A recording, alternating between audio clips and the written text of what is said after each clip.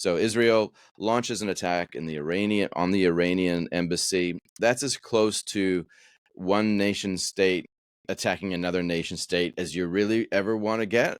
But of course, it was just a little bit too far, and then it was probably the most widely anticipated response. And lo and behold, we had over 300 missiles and drones attacked from Iranian soil, directly to Israeli soil.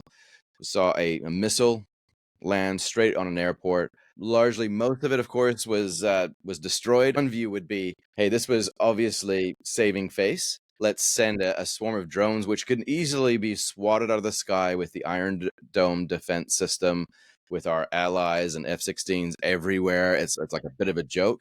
That's one theory, and it was just all about saving face. Now it's all over. The other theory is that, hey, this is all about kind of like tipping the iron filings on a bit of paper to try and find out where the magnet is underneath the paper, right? Like, where is the weakness in the Israeli defense system so that maybe the next attack is a bit more successful?